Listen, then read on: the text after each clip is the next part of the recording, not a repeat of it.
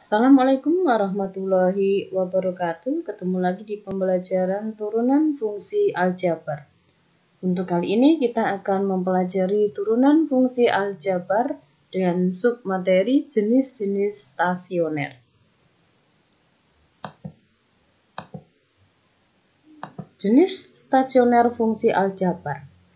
Jika fx adalah suatu fungsi dan fx terdiferensialkan di x sama dengan a, terdiferensialkan itu artinya ada nilai turunannya di x sama dengan a, dengan f aksen a sama dengan 0, maka fa adalah nilai stasioner di x sama dengan a, dan titik a, fa disebut dengan titik stasioner dari fungsi fx. Jenis stasioner ditentukan oleh turunan kedua. Jika turunan kedua atau jika f double aksen a itu lebih dari 0, maka a, fa disebut dengan titik balik minimal. Jika f double aksen a-nya kurang dari 0, maka a, fa disebut dengan titik balik maksimal.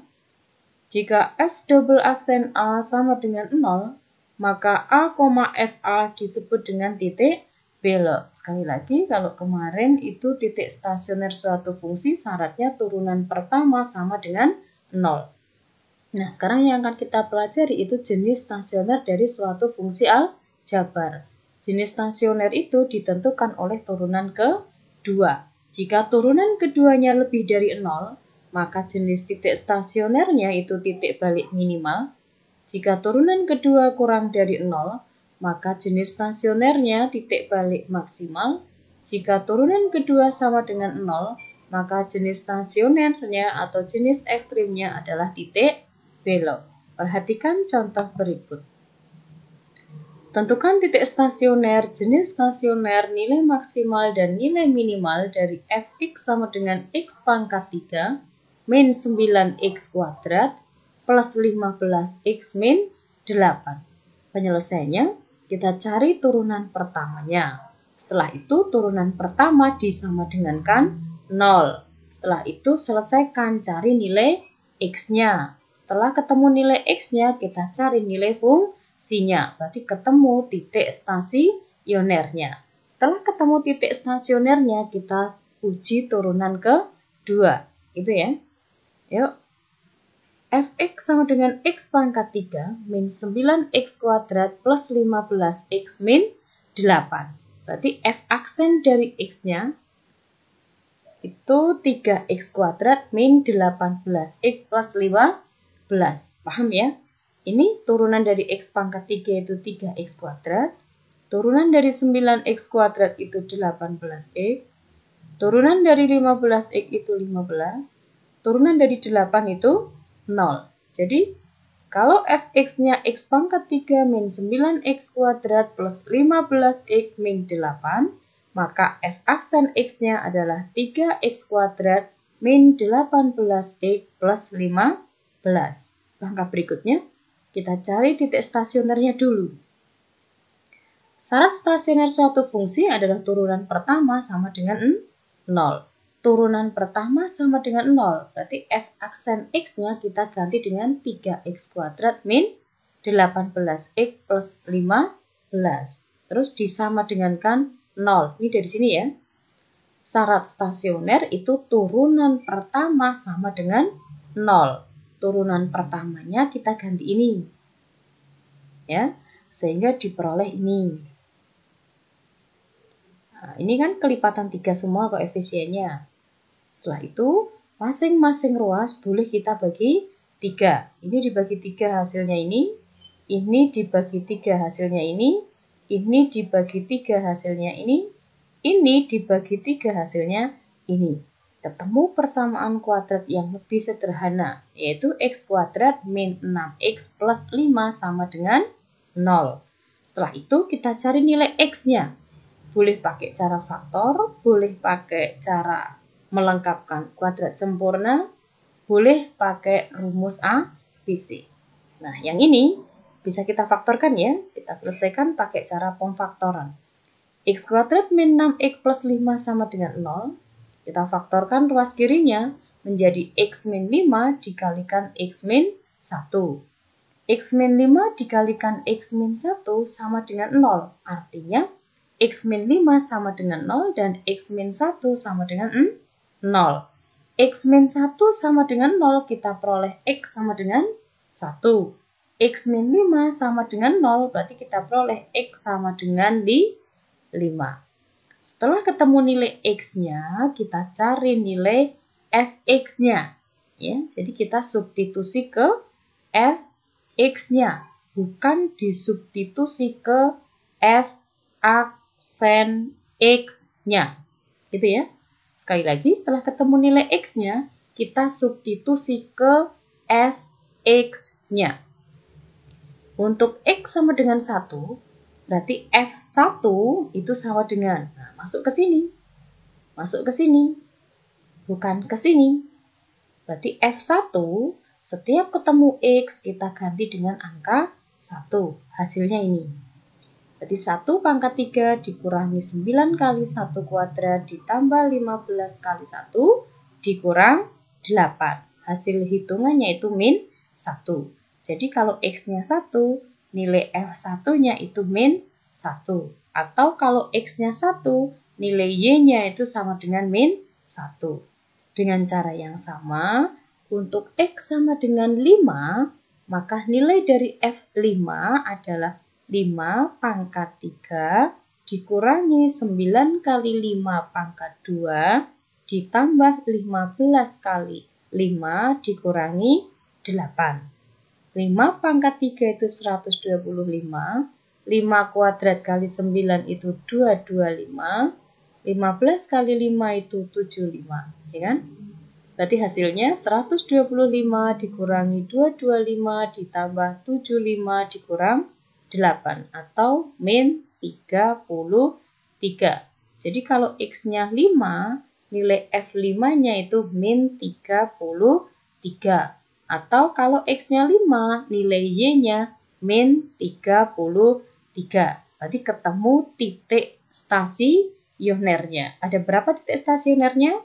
Ada 2, yaitu 1, min 1 dan 5, min 33. 1, min 1 itu dari mana? Dari sini. Kalau X-nya 1, tadi Y-nya berapa?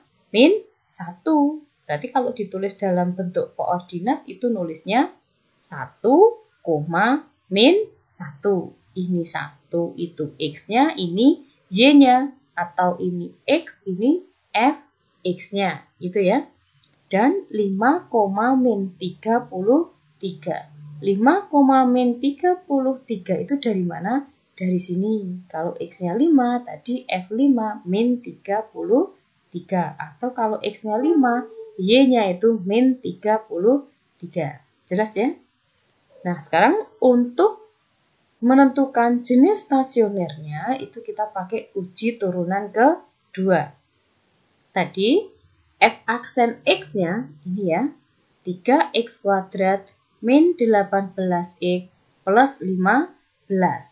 Turunan pertamanya ini, berarti turunan keduanya itu seperti apa? Ya, dari turunan pertama ini, kita turunkan lagi, kita peroleh turunan kedua. Kalau turunan pertama lambangnya F aksen, maka turunan kedua lambangnya F double aksen, gitu ya. F double aksen itu diperoleh dari F aksen diturunkan kembali. Berarti turunan dari F aksen, gitu ya. F aksen X sama dengan 3X kuadrat min 18X plus 15. Ini kita turunkan kembali, diperoleh F double aksen X. 3X kuadrat diturunkan, berarti 6X. 18X diturunkan, 18. Turunan dari 15, 0. Jadi F double aksen X-nya itu sama dengan 6X min 18. Nah, untuk menentukan jenis stasionernya, itu kita berangkat dari sini.